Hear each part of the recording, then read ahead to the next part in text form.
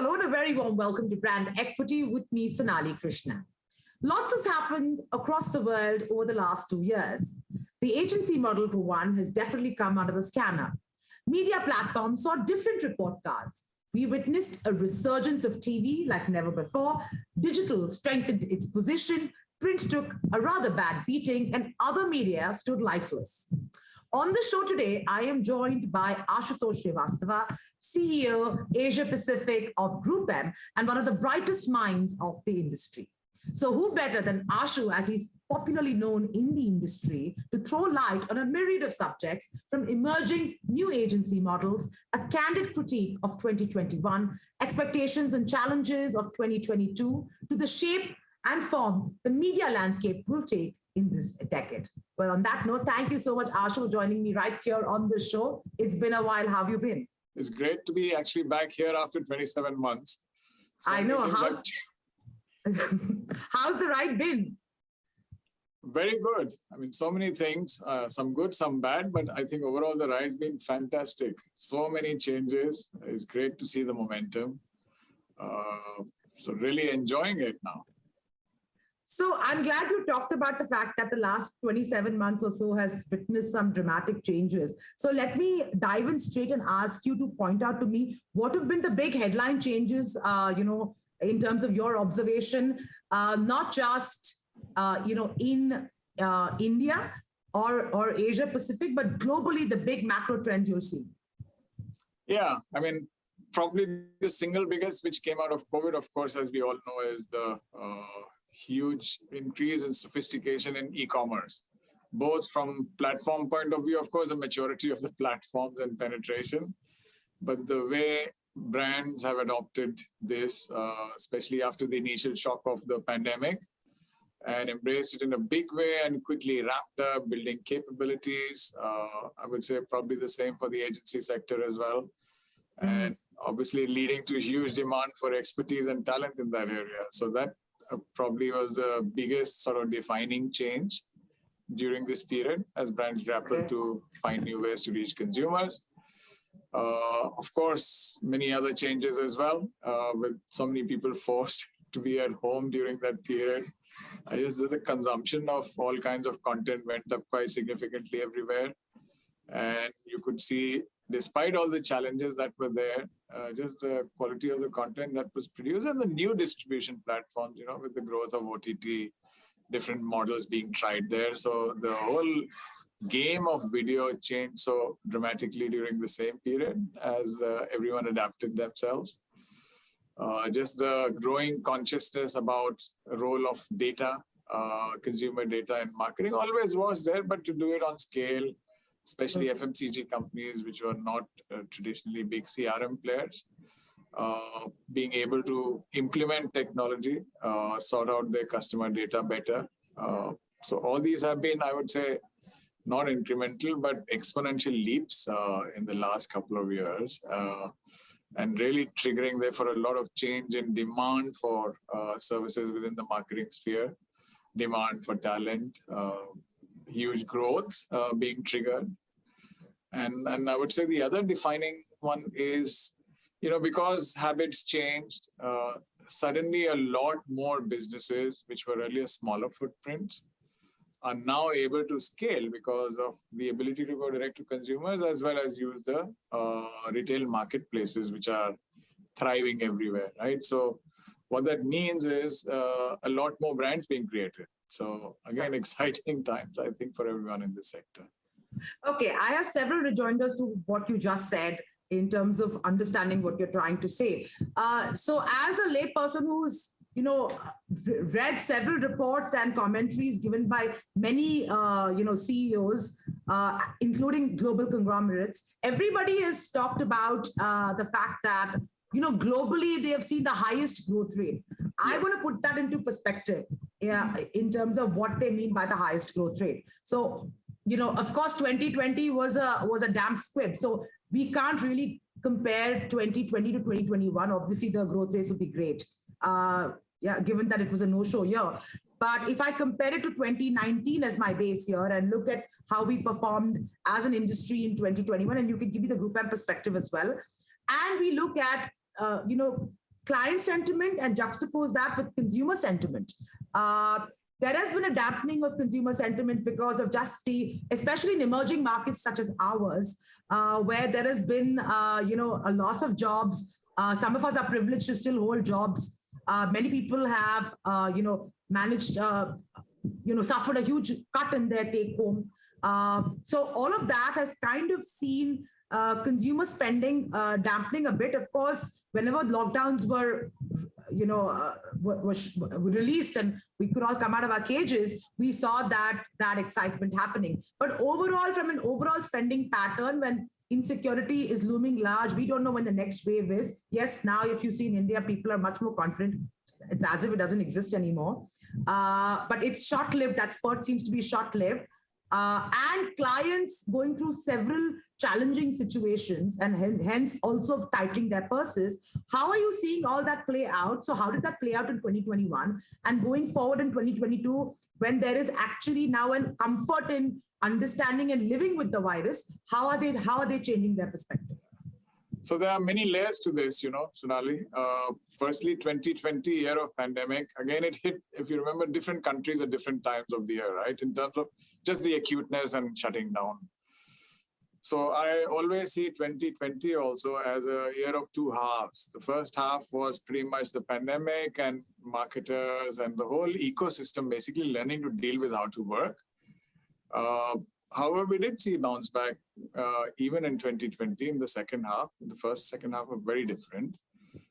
Quickly, remote working and the ability to just operate properly, functionally, all that took precedence. And I think some of that we could see even in India, you saw an extraordinary last quarter in that year, right? It was huge spend. So that was one factor. So 2020 wasn't that bad other than the first half of the year. The second thing to consider there is that in most emerging markets, including India, a lot of the brand building and this kind of marketing spend comes from the CPG sector, items of everyday consumption. So yes, it affected different companies differently. Some that were not well prepared on let's say, e-commerce and alternate sales mechanisms got hit more badly than others who were well equipped. In the region, if I look at it, a company like Kimberly-Clark had a boom year in 2020 because they were well prepared on the direct-to-consumer and on the e-commerce places. So and demand for their kind of products went up hugely. And so overall, I guess the impact, again, from an emerging markets perspective, was more on a little bit of down trading because of the reasons which you're talking about, reduction in consumer spending, income, etc., during the most acute period of the pandemic. However, the consumption of those categories didn't go down, right? So, and it's still a very competitive marketplace out there. And because the ad spend is dominated by FMCG in these markets, we didn't see the kind of impact which we should have had. From a GroupM perspective, there was a roughly 9 to 10% decline in overall marketing spend in the year 2020. Sure. 2021 was a different story altogether because those pressures still continue. And again, I'm just mindful of the fact that in India, there were other factors also, not just the pandemic, which has led to some of the reduction in earning capability and all that. But by and large, 2021 saw two major things happening. One, of course, is the bounce back and the recovery, but that will only go that far, right? Once things return to normal, or at least the new normal, as we all call it, it will stabilize. And there will be inflationary pressures. You can see what's going on around the world at the moment, which is clearly causing disruptions in supply chain and in input cost prices. Right? So there will be belt tightening there. So it will obviously not be like 2021. However, what we're also seeing is that the pandemic has suddenly opened the world for a number of entrepreneurs and small businesses to become bigger. So the initial thrust in these businesses is always because they're built on platform businesses, they go direct to consumer. But soon they figure out that if they want to be famous, then the brand has to become far more well-known and more sophisticated ways of marketing become the norm, right? And we are seeing that happening in a big way, certainly in Asia, globally as well, but definitely in Asia, there's a massive growth here. I would say as much as 20% new money coming into the market because of the cost of money was still pretty low last year and continues to be. There's lots of VC funding on many of these platforms. And they're all coming out into the market and trying to now build their businesses, having got stability on the basic business model, right? So that is also causing, so it's not just a bounce back of existing players, but I would say a 20% expansion in the market is on the cards because of so many new players emerging. So even though there'll be inflationary pressures and belt tightening, especially in CPG, I think a lot of it will also get balanced out by new money. Right? So therefore, we still see strong double-digit growth coming in 2022. And that momentum, because these brands are not built in 6 months, right? So I would say this is a story for the next 2-3 years is going to be pretty strong on these. They're well-funded, many of them. And there will be attrition, but there will be a marketing war as well. So you're saying the new superstars are no more going to be CPG companies, but these new startups, especially the ones that are blossoming and are attracting so much VC money, will be the new big contributors, to the business. To growth, yeah, because the challenges are entirely different, right? FMCGs are trying to get people to not down trade and therefore manage profitability in an inflationary environment, but they still have to fight the battle, right, rather than cede ground.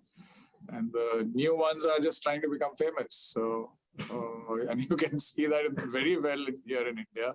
It is very much the same situation in Southeast Asia and in other parts of the world.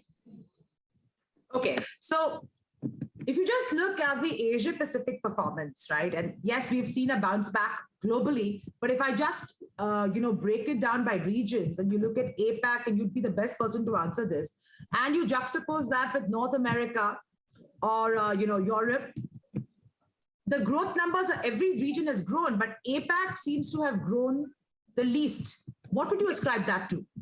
China, because China has a very large weightage of APAC. And while China dealt with the epidemic in a very different way, there are many other factors also for China at the moment, closing down the economy, also reducing the play for Chinese companies abroad. All these are affecting the scale of growth in China. And as you know, if I just look at it from an Asia Pacific perspective, it's a third of Asia's business. So that's come down to low single digits, right? So therefore, but if you exclude China, you look at India, Southeast Asia, even Australia. I mean, I was amazed to see it's a commodity economy, right? Fueled by a lot of commodity exports to China. But the consumer sentiment and the bounce back, despite the world's longest lockdown in their cities, has been quite significant. I haven't seen that growth there in the last 10 years. So that's a mature economy, right? So I would say in Asia, with the exception of China and Japan to some extent, everyone else has shown great resilience and bounce back, and all the new money plus the existing growth has been pretty strong. Overall results will definitely look lower than North America because that's really two markets, right? And here China still has a very large weightage of our industry in this part of the world. Ashu, if you look at, countries emerging or developed economies, every country to fight the pandemic has, there's been a lot of dole-outs, and hence the economies have somewhat, floated and remained healthy to whatever extent it could. Yes. Having said that, if we go into the future, at some point, there will have to be repercussions for the dole-outs. And so my question is, while we might see some buoyancy right now and we might feel optimistic, is that optimism, kind of overcalculated, and should we be slightly more real in what our expectations of the future will hold, because of the fact that there will be repercussions for citizens across the globe in terms of, coming back to normalcy and getting the economies in shape. So do you see the next few years being highly, and now we're also suddenly in the middle of a war, which also has, grand repercussions. I mean, COVID was not enough, now we have a war. So I'm saying, how are we going to navigate the next few years? Are they going to be the toughest years before, of course, we see a boom period? I would not look at it from a 2-year period, because these uncertainties which you're talking about, many more will come, which we haven't even predicted. And that is the nature of the world today. And that includes a pandemic, that includes wars, which we thought were improbable, but have happened. Yeah. I think it's a different story, really, country by country, as to how well the governments are managing the situation in each of these. Because it's both factors, right? Yes, there was money in support in many, many economies from a short-term perspective, and that money will go away. At the same time, in many countries, many new jobs are being created. And as you can see, there is a huge backlog right now, right? Because there's mismatch between demand and supply of talent, which is pointing to, when a lot of businesses start to scale and the market broadens out, it's finally going to be fueled by people and by technology, right? Technology is easy to scale. People is always a hard way. You have to train, and it takes time. But it does create a lot of new jobs. I would say that it's true for India as well, despite the blow to the informal sector economy and all that in the past years. Yes. The current boom has a multiplier effect on creating new jobs in this sector. And the more these businesses scale, the more it's created. I can see that situation in Indonesia and in many other countries as well, where there's suddenly a lot of, and it is showing in the way we are attracting talent into our business. Traditional happy hunting grounds would have been, if you look at India, it would have been the places where we have the offices. Go to other parts of Asia, it would be typically in that place. Right? Even in China, it would be like the top 3 cities. In the US, we had 11 offices. But when we began, at any point in time, when you have 800, 900,000 people short from what the actual demand is, you have to then pipeline in a different way and tap new sources. So, and what we've seen is that therefore we are going suddenly to a lot more other places, because people have got used to being able to work remotely, to go to so many other places in the hinterland, many other towns which you traditionally not tap, educational institutions that you don't tap, scale up the entry level intake from, let's say, 20 people a year to 120 people a year. And we are not the only ones, everyone's doing that. Bringing people in from other adjacent sectors, especially in business delivery services, the likes of Cognizant, Wipro, Accenture, etc. Platforms hire from us, we hire from platforms. So your ground for catchment of talent and developing them have also expanded. And why I'm bringing this out is because this is creating, these people don't exist today in the business. So you're really creating new jobs by bringing in people from outside your happy hunting grounds.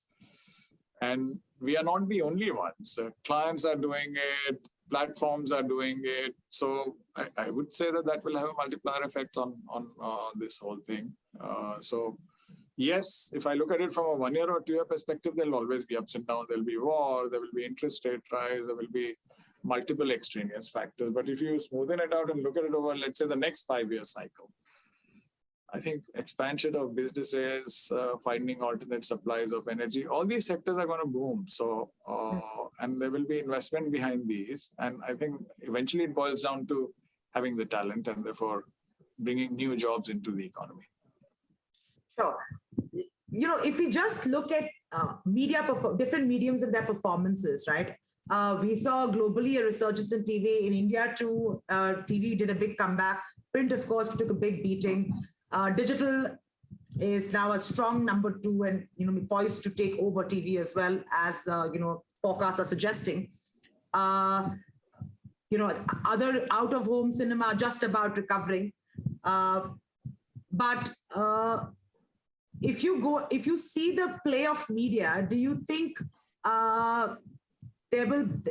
this great resurgence, and some print has dipped, digital has strengthened, will this continue? Because these were also years of anomaly years, like we were sitting at home and there was no other entertainment, so yes. We are sure. But the moment things have opened up, people are out and about. So I want to know if this is a temporary reshuffle of media performance, and do you see differently as we normalize our lives? Yeah, I see it as a huge trigger for transformation of all the media companies, especially content distribution. So yes, newspaper traditional business has declined, but if you see your business as someone producing news, there are that many more channels, and all of them require a different treatment, right, to engage people.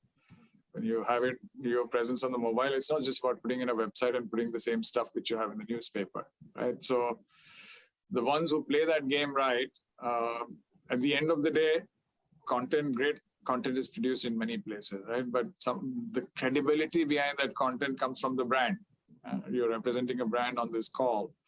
That itself adds a dimension of why people should come and read me. And so I have to make myself available. So whether it's linear television, whether it's production of news, any form of content, basically all those organizations are also transforming themselves, right? So the ones who play that game right, I think will continue to grow. So yes, traditional money into the physical newspaper may have gone down and may continue to go down, but in other distribution formats, it will keep going up, right? Television, OTT, everyone has discovered. In India, better than everywhere else, I would say, given the sheer amount of content that's there at the price points, is obviously attracting a lot of people. So, so which is why broadcast is booming. There is more money in that content production industry, both from new players coming in, as well as existing ones trying to now monetize through more platforms. So there is larger budgets for everyone, right? So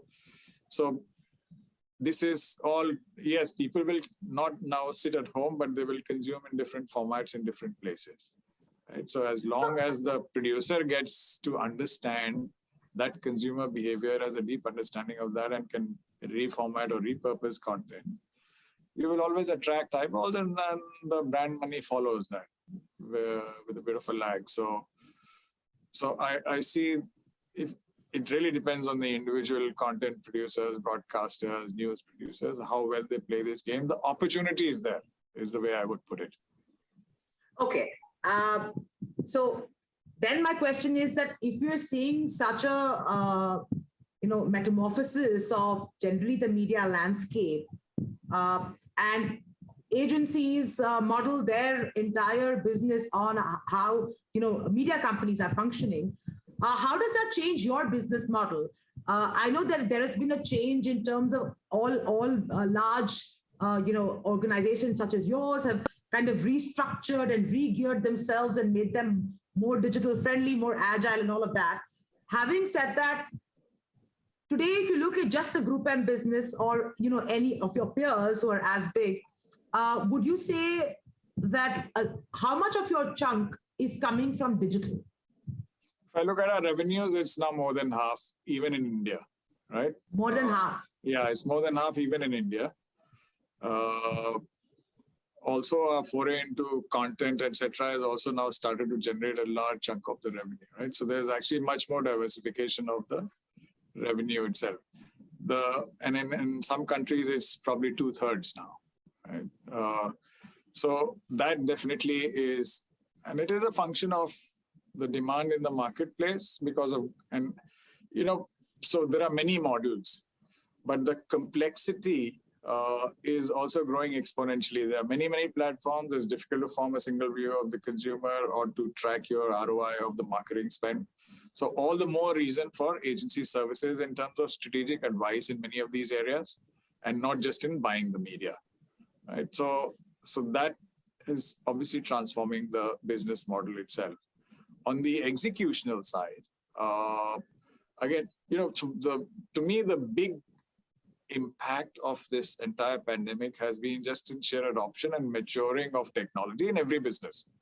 Ours, marketers, content creators, broadcasters, commerce players, everywhere there's maturing of technology. And that is not a one-time thing, right? It's just ushered in a totally new way of working, a new era, new business practices.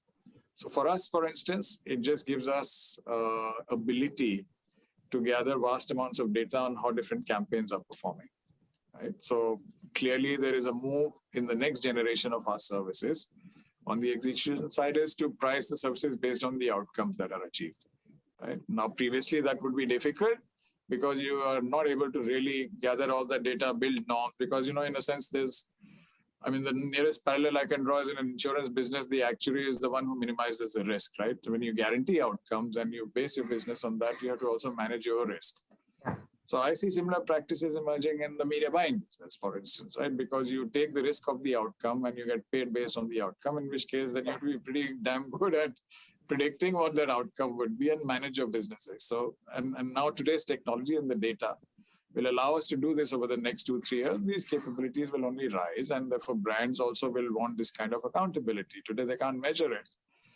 But now the power is there to be able to go in that direction, and a lot of test and learns will happen over the next 2-3 years. And then, of course, what is the value of strategic advice, right? Yes. So again, new business models there as well in each of these, and commerce is the best, most measurable of these. And I can see that there's lots of new ways of working coming up with clients. Everyone used to talk about in-housing or agency going and sitting inside a client. But again, through the pandemic, when everyone was working from home, suddenly all that became a moot point as to who's working for whom and working from where. But now that so people have now got used to, you don't really need to be 24/7 sitting side by side, right? But there are some functions where you might, commerce being one of them. So some of the new models for us, therefore now indeed are, you put our commerce team inside the client organization as the bridge between marketing and sales, right? And manage both sides of that coin. Clients who had in-house previously, there was such a massive churn that it became a headache just to manage that, because the churn went up so much, there was so much attrition in the last 2 years. It became an expensive overhead and very difficult to manage. So everyone started to look at new models with more flexibility. How you shouldn't get saddled with fixed cost in an area which is not your core expertise. So there's a lot of appetite for trying new models at this stage, both in terms of commercial terms, as well as operating model, who works with whom, where, how. I mean, increasingly you pull together teams with expertise. So if you want to solve a brief, you want someone who is great at experience design, someone who's great at commerce, someone who can use data and technology to draw insights, someone who's great at creating communication on different platforms. And the ones who get it right are the ones who are able to make all this talent work together in an integrated fashion. So Ashu, I'm curious about what you said. If you just look at the India context, and I'm sure this, if I extrapolate from the India experience, several other countries are going through the same. To talk to Indian media agency heads, one of the greatest complaints is that while we are no more doing the commission model, so to speak, and some still are. And if you look at the growing pie of digital work that is coming in, unfortunately, the commissions or the remuneration for the work being done is much cheaper. However, the execution is much more complicated. So, there is no fairness in the remuneration for the digital work. So one might say that digital is becoming bigger, 50%, 2/3, but are you getting equal share of that kind of growing business and category? Yeah, I mean, hopefully we are, because even though the marketing spend is not more than half on digital, the revenue is more than half. So that should give you some indication. Having said that, I think all those concerns are valid. And this requires, responding at many different levels. One, of course, is then the agency should not be discounting their services and make sure that the clients do understand the amount of work which is required, because otherwise you have burnout from people and all the issues that have led to. So that is a mature conversation anyway to be had on an ongoing basis. Eventually, it's market forces as well. If someone is willing to overlook that, then in the short term, it will put a downward pressure. So that is always going to be there. And it is a process of education. So it will take time. So no shortcuts to solving this riddle. However, the new commercial models that we are looking at, today they are on small scale, but once you can establish a precedent and show it's beneficial to the clients to pay like that, then things will change. So again, there's no magic which will happen overnight, but at least thanks to the pandemic, these are some of the better outcomes. Right. Those conversations, that realization, willingness to try new things is there, which I think are all steps in the right direction. So I would look at the glass half full in this case. There'll always be commercial pressures, but we have to find a way to deal with them, and the market will move in the right direction. Sure. Another very simplistic question. And, while everybody who's in the business and brand managers and chief marketing officers live in their own bubble, in my opinion, because people talk about so many new things that's happening in the digital world today, where everybody's talking about the metaverse. But I'm asking you as a lay person, as a consumer, right? Yeah. Because we also interact with all these brands. And there's such a big hullabaloo around the metaverse and, grounding your positioning there, and people are throwing parties and God knows what not. My question is, as a consumer, why am I interested in going to the metaverse and interacting with a brand? I'm least interested. Even if I am on digital and on social media, I'm interested in other human beings. Am I really interested in what Cadbury's is doing, or what PepsiCo is doing, or what is their great stuff? So have we gotten a little carried away? I understand sometimes this industry can be, it's a self-fulfilling prophecy. And, you go to Cannes and you've blown even bigger because you're living in that world, and suddenly you're like, oh, wow, but you talk to any common consumer, and I don't think that's really the response. So what is your view? I mean, you're in the middle of all this. You talk to clients, you're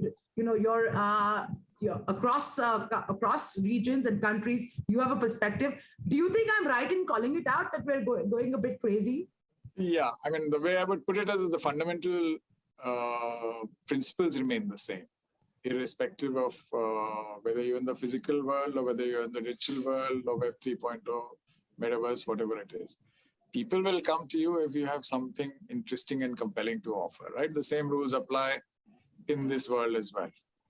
So if Rahman builds himself a great presence in the metaverse, and I can, as a fan, have access to some phenomenal content, and I can get close, less like ever before, of course, I'll go for it, right? And maybe today I can't afford it. There aren't enough devices to make that real, but over a period of time that will. But if I'm just a brand temple, then it doesn't matter whether I'm a brand temple on TV or on a website or in the metaverse, no one will come. They're not interested, other than other potential brand managers applying to become brand managers of that brand, right? So who else will go? So finally, that's the fundamental truth of our media business, isn't it? It's all about the content. This is just yet another environment or form of distribution that is getting created. And that's the way businesses will be transacted. It will make the whole buying experience far more real, because you can, as technology matures, L'Oreal worked with this company called Modiface. So you can try different types of makeup. And COVID, that's a great help, right? Because you can do it from the safety of your own environment. So there will be consumer applications. I think a lot of test and learn has to be done, and we have to be careful not to create content there which is self-serving and not really of interest to the consumer. So those fundamental truths of marketing, advertising, any form of entertainment, content creation apply here also. Hype will be there. Every time there's a new technology, people will hype the technology rather than the experience and the content which sits inside the technology. Those who get it right are obviously going to succeed. And I think some of the early work, it's actually phenomenal, the amount of interest I see coming from Indian content creators in the metaverse, which I think is great news, because we can test and learn and build a whole, you've got this fantastic IPL, massive fan following of all those franchisees. And your mind boggles to think what you can do on the Web 3.0 version in terms of fan engagement and monetization, and that's great content sitting there. Rahman example I gave you. Somebody did a wedding, one of our brands two of our brands participated in it. So everyone is trying new things. Now, I would say consumer adoption still is going to be a slow burn, because how do you bring the Web 3.0 to life is going to take time. Probably the first impact you will see is in business-to-business applications. So today we are talking like this on a two-dimensional screen, but tomorrow if you do it with the right technology, it will be like sitting in a room, right? And it will be a different type of engagement where you can call up on things on demand, and we can do so many things there in a very different way for the same chat. So I would say that's where the maturing of technology will first happen. Consumer adoption is obviously going to take its own curve. It should be slower, but I think the key thing is to be brave, but not lose focus of the fact that what is the content? Is it compelling for people? That's the only way they will come there. Otherwise, they won't, and you'll waste money. Sure. I'm sure you followed the great controversy of ratings that has transpired in India. And we still seem to be, even in the 21st century, following these strange ratings, which is small sample size, and people are going crazy over it. I mean, it's absolutely ridiculous. And it's, everybody who runs it and the industry are a bunch of very, very intelligent people. Yeah. But we're still obsessing about this thing. And you juxtapose it with the Facebooks and the Googles and the Twitters and the Snaps of the world, and they don't care a damn. They are not bothered with giving you ratings. They are saying, they're talking about great efficacy in their own little walled gardens, and clients are buying it, and digital is growing. So I think we're living in a rather unfair world. And I don't see, sure, Mark Pritchard, great guy, at least picking up. But overall, I think that there is not enough noise. Like, I don't know why marketers are not demanding enough from digital players. Maybe they're intimidated because, it's a new technology and they don't know enough, but TV, print and all of that, it's old school and they know their way around. But on one hand, traditional is being squeezed like that, and the bunch of people who run it and the industry are going crazy over a bunch of ratings in such a small sample size, going absolutely gaga. Yeah. And then you have these players, and they are not in any hurry to bow down to any pressures. Yeah. So how do you see that? I just find this unfortunate. And India is probably the most extreme case when it comes to this kind of measurement. Because a lot of it is also driven by personalities and individual egos, etc. I just call it out because that is what it is at the moment. And I think, frankly, that just holds back the entire industry. It should change. Unfortunately, it may not change until you have a new bunch or new generation of leaders from within the business. Because everyone knows what's the right thing to do. It's just that it's caught in extraneous factors and noise. But I would say in India, the progress on this front is particularly so because of just people and egos and old practices not going away, although the world has changed. There are other countries where there's a lot to learn from in this, but we have to remove the egos and the personalities if we want to make this change. Otherwise, I just find it sad because it hampers the right kind of things from happening here and creating a level playing field in the first place. Demand from clients is there. Yesterday I met, in Delhi, I met clients. They are all keenly interested to know. Yes, we know inside a walled garden what happens, but I am interested in my consumer, not in the walled garden, right? And they discover things somewhere else, they go buy somewhere else, and in the middle they go somewhere else. So what I want to know is the full picture of the journey. So work with me to create ways of measuring that, right? Work with me to, within that, of course, I need to know how accountable and how effective each platform is. But I also want to see the end-to-end picture. And there's a lot of exciting development work which is going on there.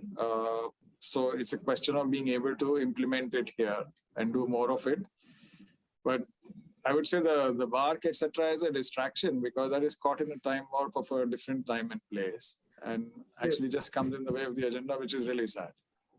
Well, on that note, thank you so much, Ashu. You're one of the few people I can confidently say who state it as it is, and there is no candy flossing. So thank you for your insights, and thank you for giving me and my audience a clear picture of how the media landscape will look in years to come. Thanks very much.